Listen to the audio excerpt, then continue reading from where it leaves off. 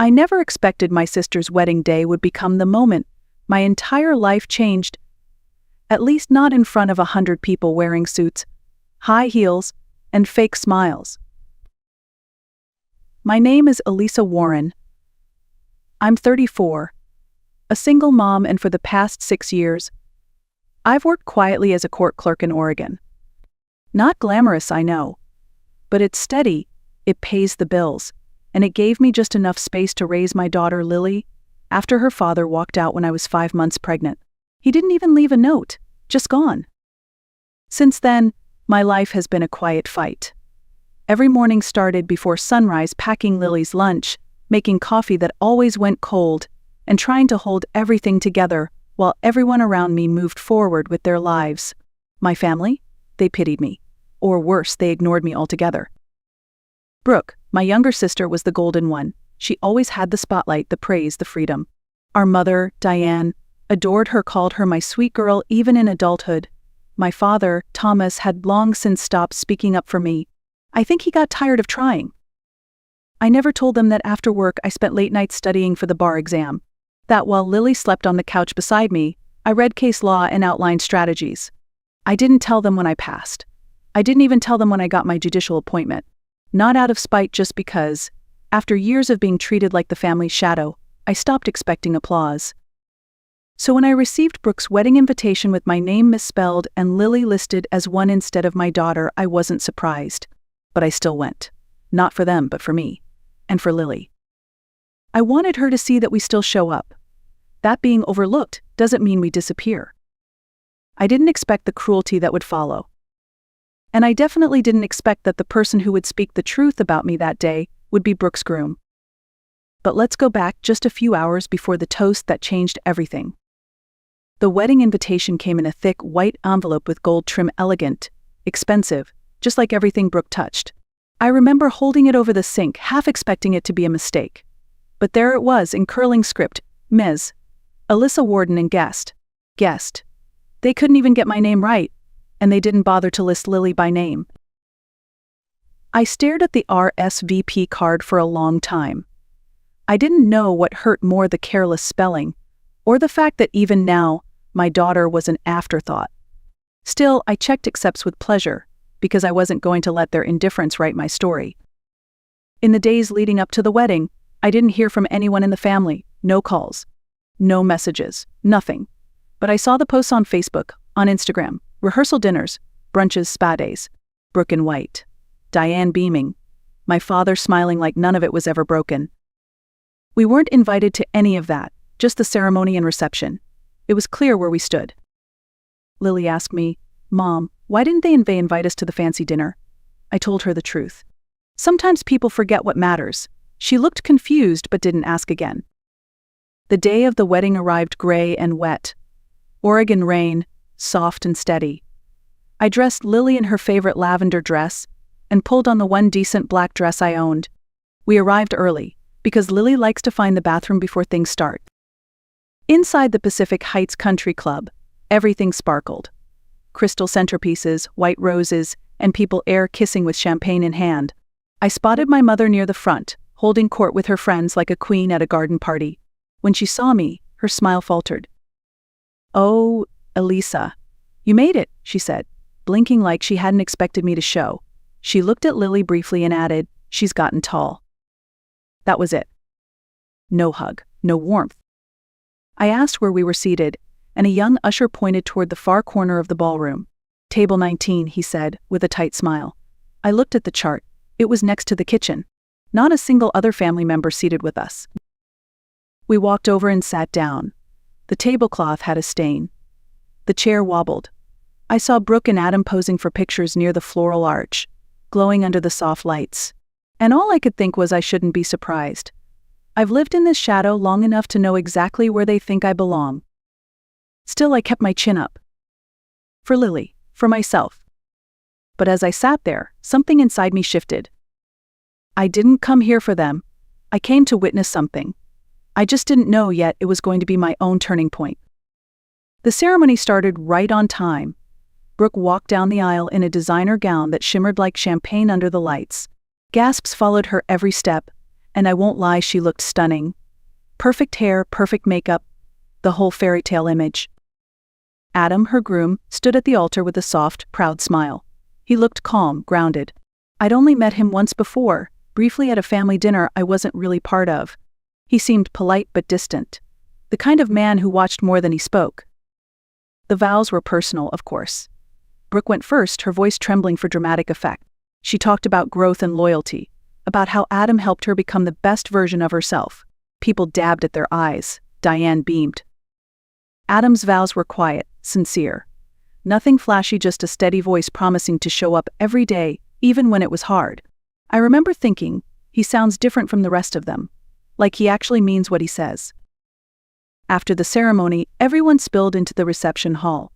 Music played, drinks flowed, and waiters circled with plates of tiny food that looked like art projects. I stayed at our little corner table with Lily, making sure she had enough to eat and trying not to draw attention. But then came the toasts. The best man went first, funny, lighthearted, full of inside jokes I didn't get. The maid of honor followed with a teary-eyed tribute to Brooke, the most radiant soul I've ever known. People clapped, whistled. Then Diane stood up. Her voice cut through the music like a bell. I just want to say a few words, she began, clutching her champagne glass with her signature grace. I'm so proud of the woman Brooke has become. She's elegant, accomplished, and everything a mother could hope for. She paused, smiling at the crowd. It hasn't always been easy. Watching one daughter struggle while the other soared, it's not something you plan for. I froze. People laughed politely, unsure if it was a joke. She continued. But sometimes life gives us examples. One child becomes a cautionary tale, and the other, an inspiration. A chill ran down my spine. I couldn't breathe. She didn't say my name, but everyone knew who she meant. I felt the stares, the whispers. Even Lily looked up at me with wide, uncertain eyes. I should have left. I should have stood up and walked out. But I didn't want to make a scene, not in front of my daughter. Diane raised her glass, to Brooke, who always knew where she was going. Glasses clinked. Laughter rose. The moment passed for everyone else, but for me, it burned into my skin. I stared down at my plate, my hands trembling. I didn't cry. Not there. Not in that room full of people who never really saw me.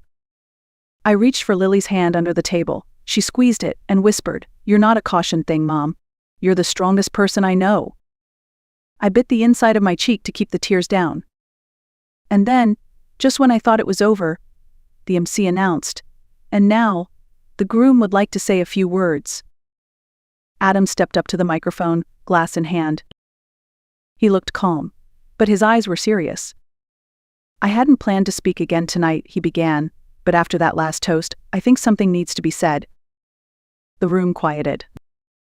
And in that silence, everything shifted. What Adam said next changed everything.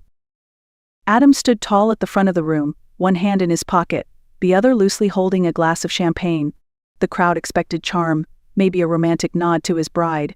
What they got was something entirely different. "I want to thank all of you for being here," he began. "This day means more to us than we can express. And I've heard a lot of beautiful things tonight, funny stories, heartfelt memories, deep wishes for our future." He paused, his eyes scanning the room. But there was one toast that didn't sit right with me. A ripple of surprise moved across the room. Diane shifted uncomfortably. Brooke's smile flickered.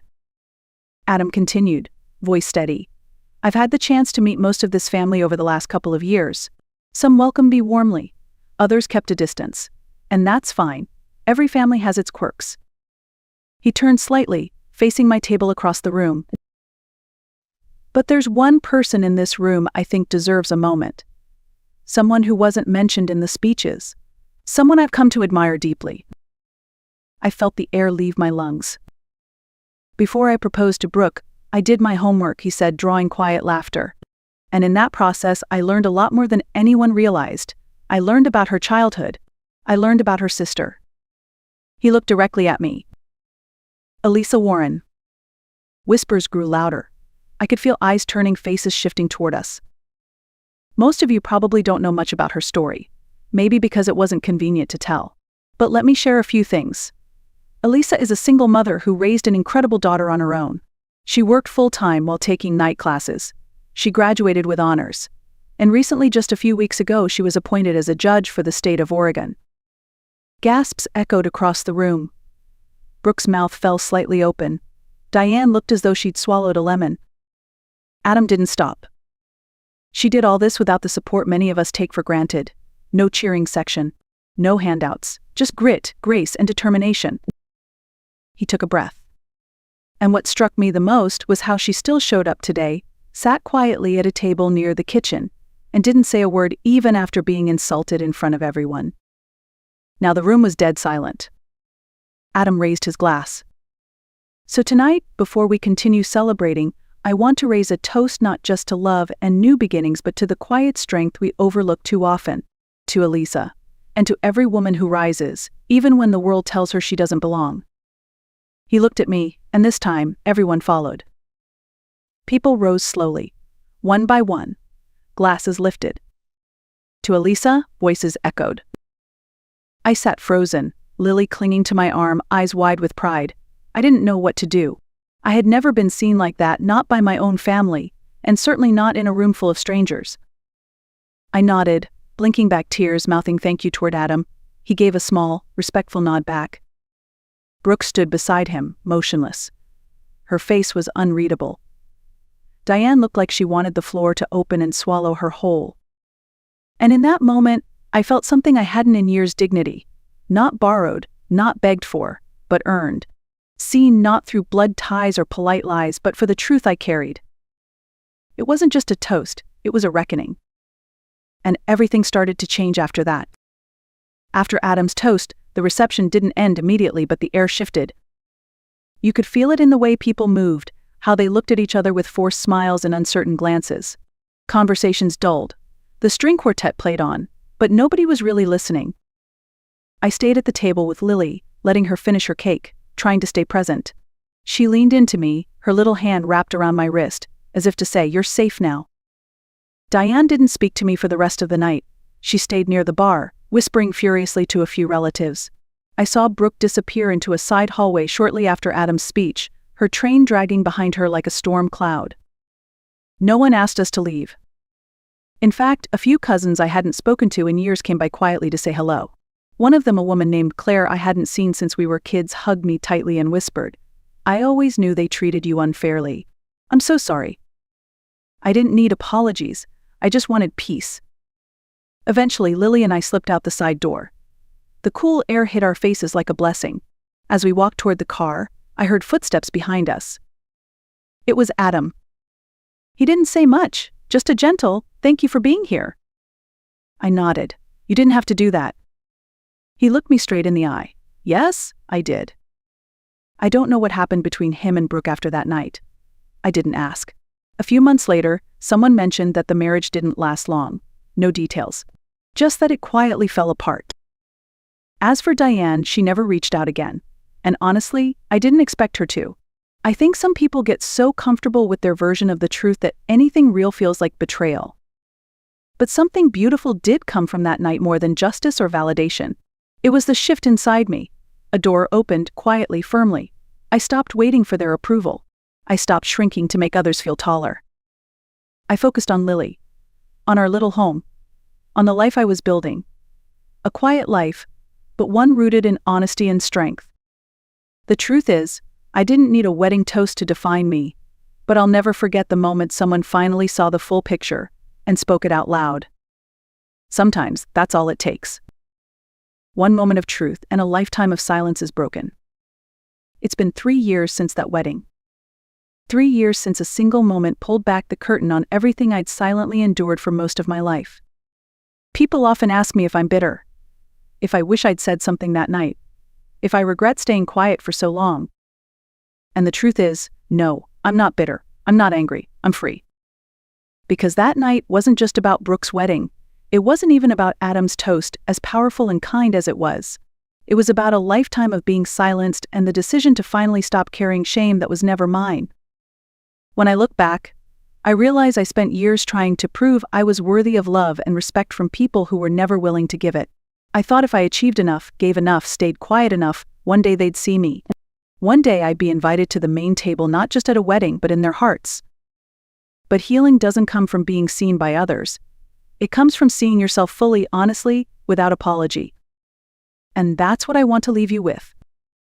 To anyone watching this who's ever been treated like an afterthought, who's ever been overlooked, belittled, or made to feel like your value depends on how useful you are to others, I see you. I've been you. And I want you to know something no one ever told me: you don't need their approval to matter. You don't have to attend every argument you're invited to. You don't have to make yourself smaller to protect other people's comfort. You don't owe anyone access to your peace just because you share a last name. Family isn't about blood. It's about truth, about care, about the people who choose you, not just the ones who claim you.